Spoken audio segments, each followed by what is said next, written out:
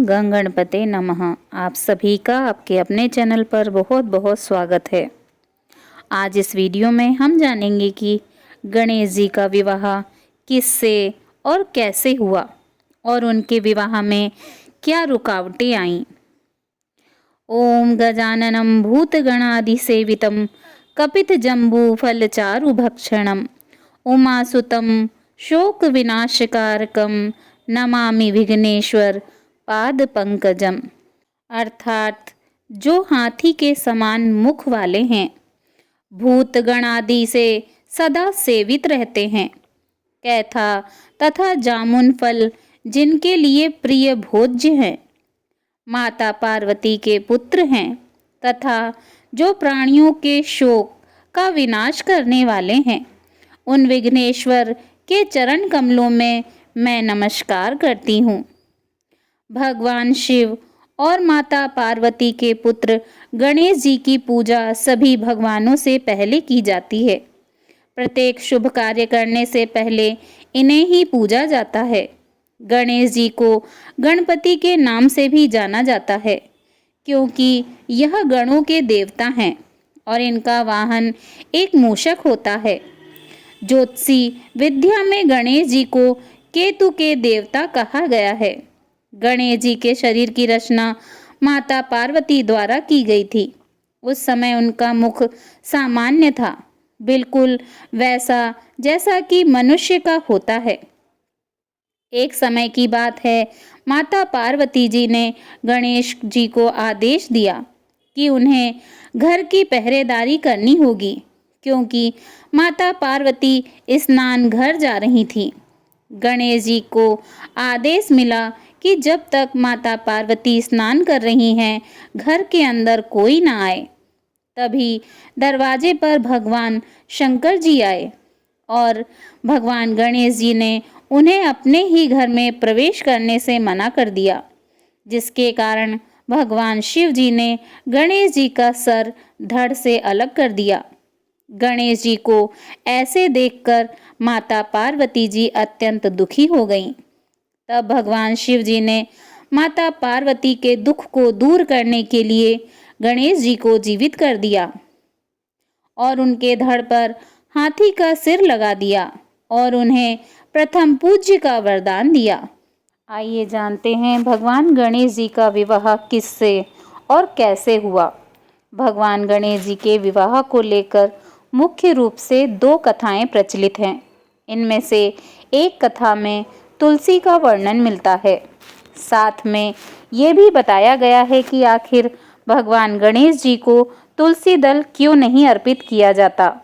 पौराणिक कथा के अनुसार एक बार भगवान श्री गणेश तपस्या कर रहे थे। तभी वहां से गुजर रही तुलसी की नज़र उन पर पड़ी और भगवान गणेश जी पर वह मोहित हो गईं। वह उनसे विवाह करना चाहती थी, लेकिन भगवान गणेश उस समय ब्रह्मचर्य का पालन कर रहे थे।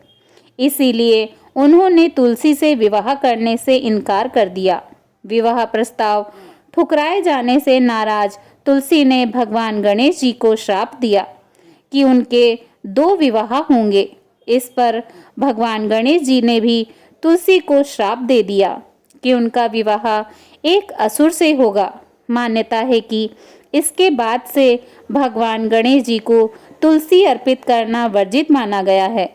एक अन्य पौराणिक कथा के अनुसार भगवान गणेश जी के शरीर की बनावट के चलते कोई भी उनसे विवाह नहीं करना चाहता था। इससे परेशान होकर वह ब्रह्मचर्य का पालन करने लगे। इसी के साथ वह अन्य किसी का विवाह भी नहीं होने देते थे।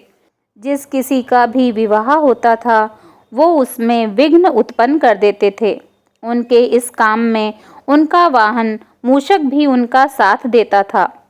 भगवान गणेश जी का वाहन मूषक गणेश जी के आदेश का पालन कर विवाह के मंडप को नष्ट कर देता था, जिससे विवाह के कार्य में रुकावट आती थी। भगवान गणेश और मूषक की मिली भगत से सारे देवता परेशान हो गए और भगवान शिव जी के पास जाकर अपनी गाथा सुनाने लगे। परंतु इस समस्या का हल भगवान शिव जी के पास भी नहीं था। तो भगवान शिव और माता पार्वती ने उन्हें बोला कि इस समस्या का निवारण ब्रह्मा जी कर सकते हैं। यह सुनकर सब देवतागण ब्रह्मा जी के पास गए। तब ब्रह्मा जी योग में लीन थे। कुछ देर बाद देवताओं के समाधान के लिए योग से 2 कन्याएं रिद्धि और सिद्धि प्रकट हुईं। दोनों ब्रह्मा जी की मानस पुत्री थीं। दोनों पुत्रियों को लेकर ब्रह्मा जी गणेश जी के पास पहुँचे और बोले कि आपको इन्हें शिक्षा देनी है। भगवान गणेश जी शिक्षा देने के लिए तैयार हो गए। जब भी मूषक द्वारा गणेश जी के पास किसी के विवाह की सूचना आती थी तो रिद्धि और सिद्धि उनका ध्यान भटकाने के लिए कोई न कोई प्रसंग छेड़ देती थी। ऐसा करने से हर विवाह बिना किसी बाधा के पूर्ण हो जाता था। परंतु एक दिन गणेश जी को सारी बात समझ में आ गई। जब चूहे ने उन्हें देवताओं के विवाह बिना किसी रुकावट के संपूर्ण होने के बारे में बताया। इससे पहले कि गणेश जी क्रोधित होते, ब्रह्मा जी उनके सामने रिद्धि सिद्धि को लेकर प्रकट हुए और बोलने लगे कि मुझे इनके लिए योग्य वर नहीं मिल रहा है, कृपया आप इनसे विवाह कर लें। इस प्रकार गणेश जी का विवाह बड़ी धूमधाम से रिद्धि और सिद्धि के साथ हुआ और इसके बाद उन्हें 2 पुत्रों की प्राप्ति हुई जिनका नाम था शुभ और लाभ।